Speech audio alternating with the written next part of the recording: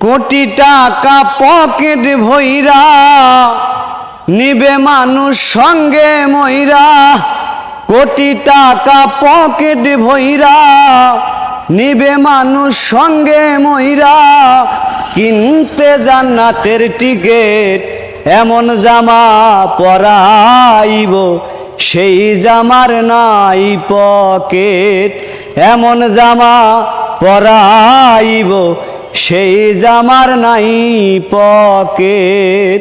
কোটি টাকা পকেট ভইরা নিবে মানুষ সঙ্গে মইরা, কোটি টাকা পকেট ভইরা নিবে মানুষ সঙ্গে মইরা, কিনতে জান্নাতের টিকেট এমন জামা পরাইবে সেই জামার নাই পকেট, এমন জামা পরাইবে সেই জামার নাই পকেট। ওই একজন সুয়াল আসিবে তোমার দেহের মাপ নিবে, সেলাই ছাড়া একটি জামা তৈয়ার করিবে, ও মন তৈয়ার করিবে।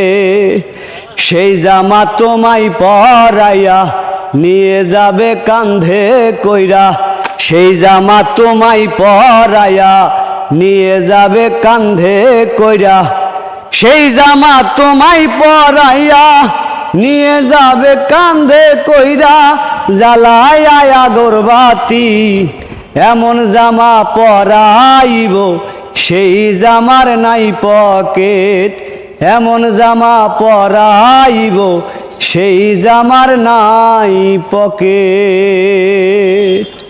অসাধারণ অসাধারণ, আপনার কণ্ঠ আল্লাহ তাআলা অনেক ভালো একটা কণ্ঠ দিচ্ছে, কিন্তু এটার এতদিন কাজে লাগান নাই কেন বলেন তো? ভাই গার্মেন্টসে চাকরি করছি, কোনো সময় রিক্সা চালাইছি, এটির পিছনে ভাই শ্রম দেই নেই। যদি আপনার তো মানে ছোটবেলা থেকে কি করতেন আপনি? ছোটবেলাতে যখন 7 বছর বয়স তখন থেকেই মানুষের বাড়ি কাজ করি। কাজ করছেন? পরে ওই ফাঁকে ফাঁকে নানা বাড়ি যাইতাম, ওই নানার লগে গান বাজনি করতাম, পরে আস্তে আস্তে ওই নানার লগে গান বাজনা শেখা। আপনার নানা কি পালা গান করতো এরকম কিছু? হ্যাঁ, গাজির গান করতো। আচ্ছা, তো আপনি নানা যেহেতু গাজি গান করতো, আপনি গান ছাড়লেন কেন? ওই যে নানা মরে যাওয়ার পরে তো আর গান গাওয়া হয় নাই। আপনি তো শুরু করতে পারতেন চাইলে। পারতাম, আমার তো ওই ক্যাপাবিলিটি ছিল না, ওই লোক ছিল না। আচ্ছা, জনবল ছিল না, লোকজন ছিল না। জি, যার আসলে জীবনের তাগিদে মানুষ এক জায়গা থেকে আরেক জায়গায় চলে যায়, এটা স্বাভাবিক।